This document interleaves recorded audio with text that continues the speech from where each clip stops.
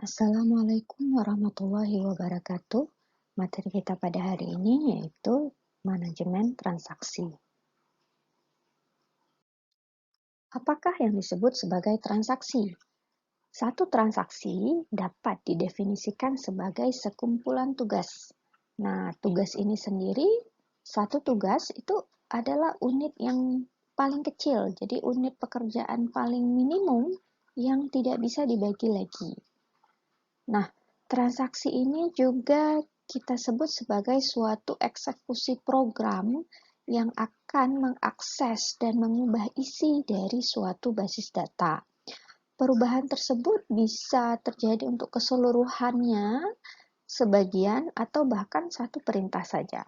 Contoh misalnya, ada suatu tabel pegawai misalnya. Nah, ada keputusan dari direkturnya untuk menambah gaji pegawai sejumlah 100.000 semuanya. Nah, maka perubahan tersebut berlaku untuk keseluruhan daripada tabelnya. Nah, atau misalnya dengan contoh yang sama pada tabel pegawai. Nah, mungkin direkturnya memutuskan bahwa yang gajinya itu di bawah dari 2 juta barulah akan dilakukan penambahan sejumlah 100.000. Nah, maknanya perubahan tersebut hanya terjadi sebagian saja. Nah, transaksi ini bisa menggunakan data yang sama juga dengan transaksi yang lain.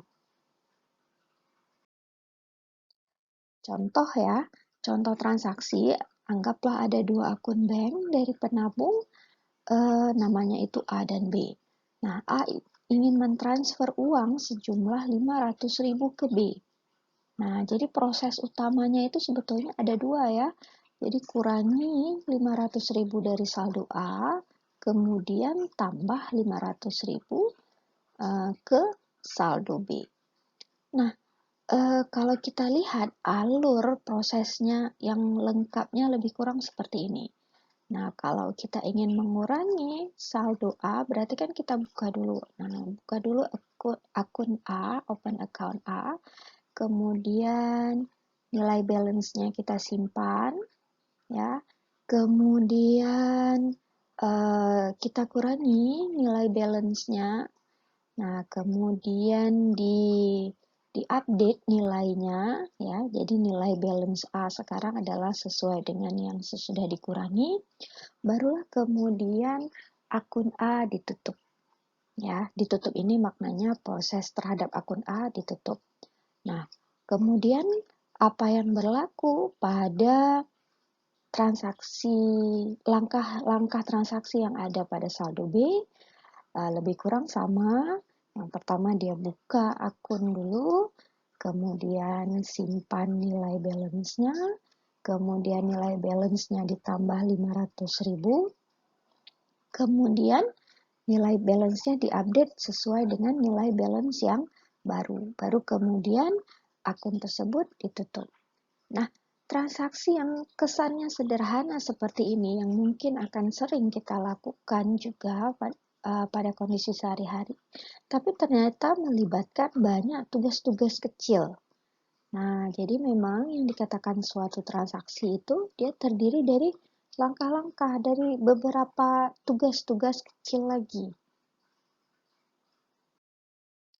Nah, transaksi ini memiliki awal dan akhir. Jadi, transaksi memulakan eksekusi pada basis data yang telah konsisten. Dan jika transaksi berhasil dikomit, maka basis data akan berada pada state konsisten yang baru. Jadi, kata-kata konsisten di sini adalah yang paling penting pada suatu basis data.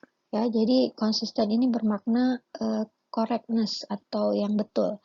Jadi pada awalnya konsisten, kemudian sudah dikomit, akhirnya juga harus konsisten. Nah, andai transaksi ini tidak berhasil dikomit, nah misalnya ada kegagalan sesuatu, nah maknanya dia tidak mencapai akhir, maka transaksi akan di-abort. Ya, di-abort itu maknanya dibatalkan dan transaksi yang tidak lengkap tersebut akan di rollback. Rollback ini maknanya akan kembali ke awal sebelum transaksi terjadi. Nah, jadi maknanya apa? State basis data tetap akan kembali pada state konsisten sebelum transaksi dilakukan. Nah, setiap transaksi ini harus memiliki sifat yang paling penting yang disebut sebagai ACID. ACID. Ya, sifat ini yang memang harus ada pada setiap transaksi. Nah, apa maknanya? A ini, ya A itu adalah atomicity, C konsistensi, I isolation, D durability. Nah, yang dimaksud dengan atomicity, satu transaksi itu merupakan satu unit proses. Jadi akan dieksekusi semuanya secara keseluruhan atau tidak sama sekali. Ya, jadi semuanya atau tidak. Nah, itu makna daripada atomicity.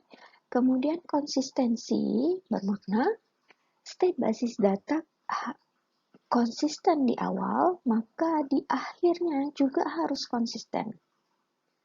Nah, berikutnya isolation itu bermakna satu transaksi seharusnya diisolasi atau tidak diganggu oleh transaksi yang lain hingga transaksi tersebut sudah komit. Kemudian durability bermakna ketika transaksi telah selesai membuat perubahan pada basis data dan telah komit, maka perubahan ini sifatnya permanen. Ya, makna permanen ya berarti sudah berubah ya, sudah berubah dan bisa digunakan oleh transaksi lainnya. Nah, contoh atomicity. Lah, anggaplah kita ada suatu bank. Nah, pada bank tersebut ada akun A dan akun B. A ini punya uang tabungan 500.000 dan B punya uang tabungan 200.000. A ingin mentransfer 100.000 ke B. Maka prosesnya lebih kurang kita baca dulu nilai A, read A, kemudian A dikurang, A sama dengan A kurang 100.000, kemudian tulis nilai A yang baru, kemudian baca nilai B, kemudian tambah nilai B, kemudian tulis kembali nilai B yang sudah diupdate. Nah, ini lebih kurang ada 6 langkah. Jadi langkah-langkah ini akan dianggap sebagai satu transaksi yang atomik. Ya, atomik ini maknanya satu transaksi. Jadi langkah-langkah tersebut itu akan dilakukan semuanya, ya, semuanya harus dilakukan atau tidak sama sekali. Ya, jadi satu transaksi itu haruslah memiliki sifat atomicity. Semuanya atau tidak sama sekali. Berikutnya, konsistensi. Nah, dengan contoh yang sama dengan sebelumnya, ya, anggaplah sebelum transaksi, ya, jumlah akun A dan B ini haruslah konsisten atau correct sebelum dan sesudah transaksi.